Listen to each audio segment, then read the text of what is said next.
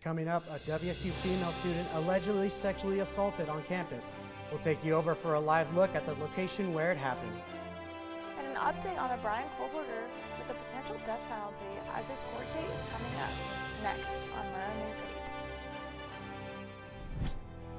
8. From the Northwest Public Broadcasting Studios on the campus of Washington State University, this is Murrow News 8.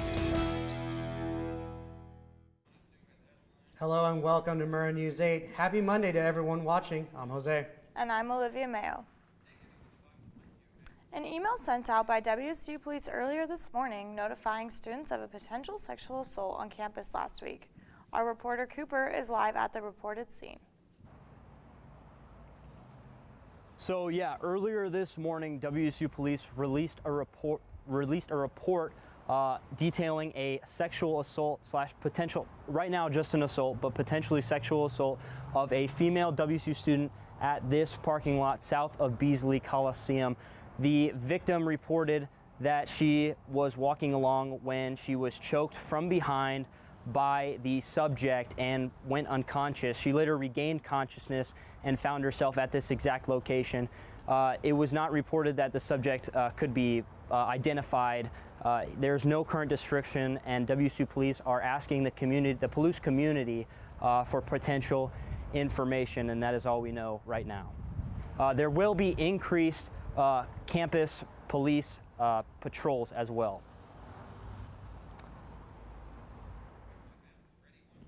Any information regarding this incident can be reported by calling the Washington State Police University Police Department at 509-335-8548. Brian Kohlberger will return to court for a death penalty hearing on November 7th in the U of I student murder case. His defense says they are hopeful the hearing will lead to the death penalty being taken off the table before he goes to trial. They also plan to have 2 expert witnesses testify at the hearing and are asking the court to strike nearly a dozen aspects of the prosecution's quest to have their client put to death if convicted. His team is also challenging the death penalty as a potentially cruel and unusual punishment, arguing that it goes against contemporary standards of decency. The whooping cough outbreak among Washington State University students continues to grow. Whitman County Public Health reports that 35 students, 2 local residents, outside the campus community have came down with whooping cough. A public health alert asking people to wash their hands, cover your mouth, and stay home when you are sick. Public health is also urging people to get vaccinated against the whooping cough. The Spokane Police Department is investigating an overnight shooting after receiving a report about an incident happening last Saturday shortly after 1 a.m. When SPD responded to the area of Comstock Park, they found 2 males with gunshot wounds, one man's life-threatening. SPD says there is no present danger to the public, but asks those with information to please contact Crime Check at 509-456-2233.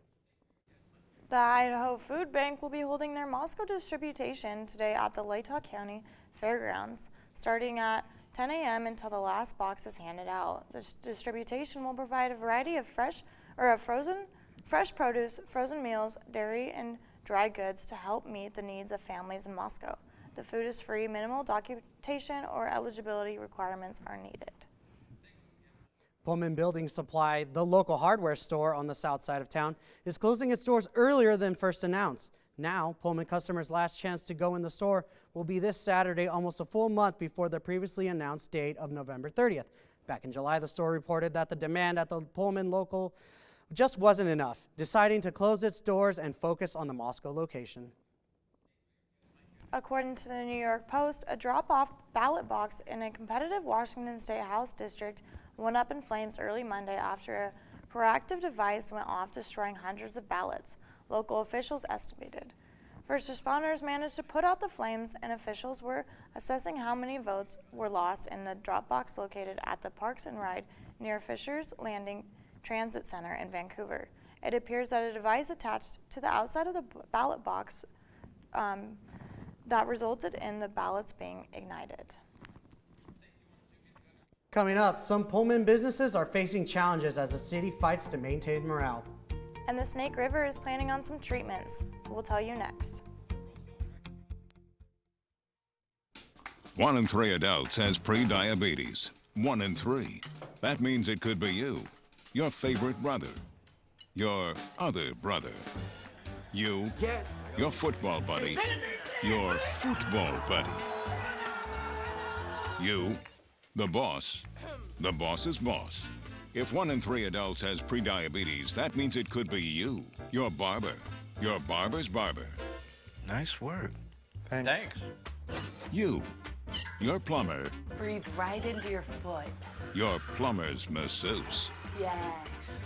You, your dog walker, On your left. your cat jogger.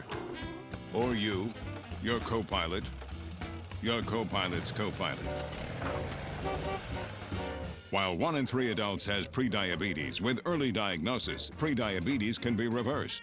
Take the risk test at doihaveprediabetes.org to know where you stand. Lots of Pullman businesses are facing challenges as the city continues to undergo construction downtown.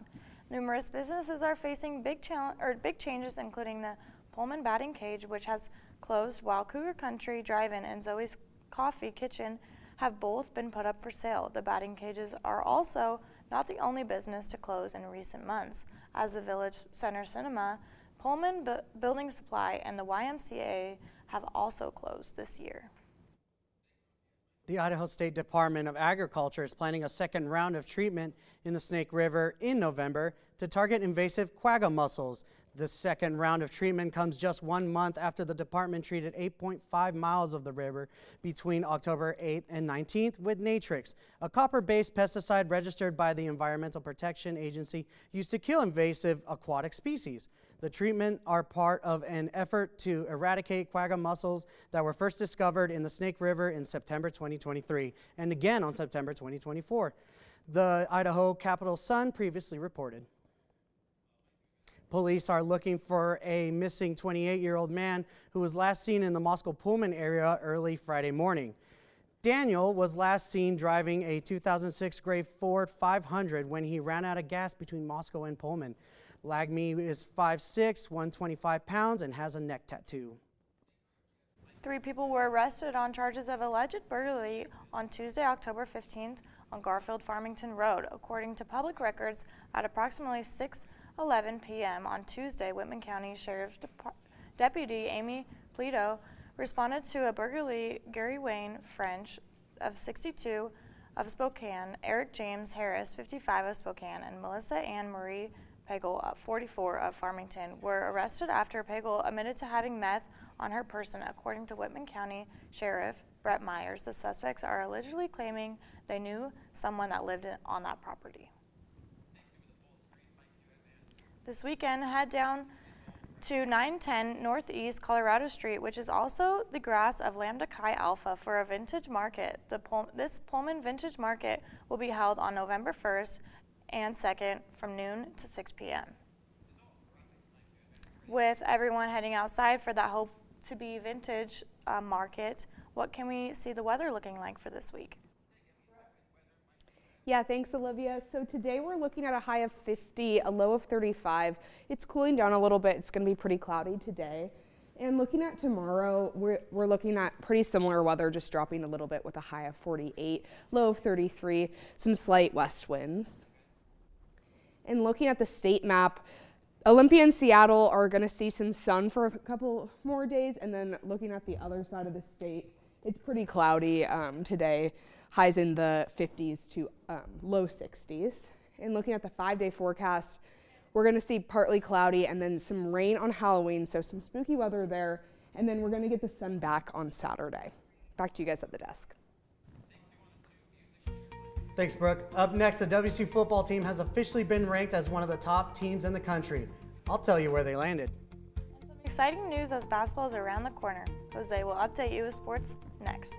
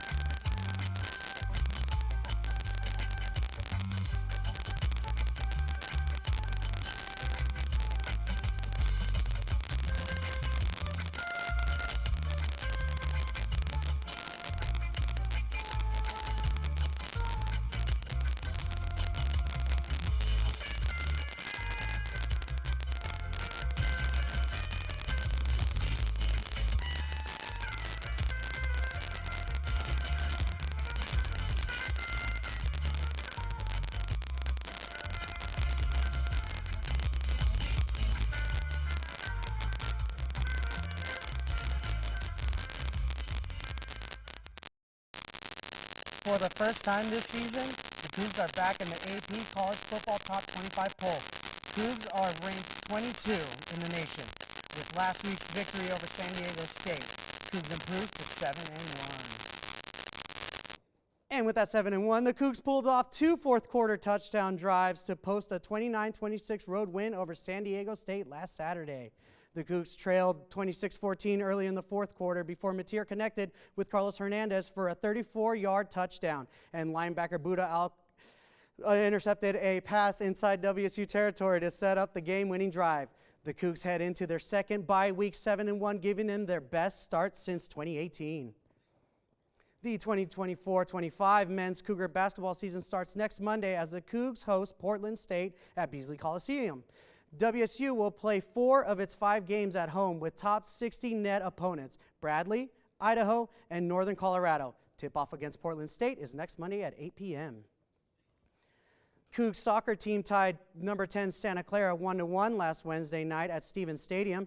Senior Reese Tappan scored with less than 4 minutes in the game before the Broncos scored in the 28th minute mark. Next up, the Cougs are on the road this Saturday to take on the University of San Francisco at 6 p.m. Cougs recorded its first 3-0 sweep of the year against Gonzaga. Cougs hit a season best .409 and recorded 15 blocks compared to 3 from the Bulldogs. Up next, the Cougs are back on the road this Thursday to take on LMU at 6. Hey, the World Series has lived up to the hype as the Yankees and Dodgers gave us an instant classic Game 1 and entertaining Game 2. Freddie Freeman's walk-off grand slam in extra innings gave the Dodgers their first win of the series. In Game 2, the Dodgers beat the Yankees 4-2, giving the Dodgers a 2-0 series lead as they head to the Bronx. Game 3 is tonight at 5. Thanks, Jose. Coming up after the break, we honor the first responders as the bravery they have did for us every day.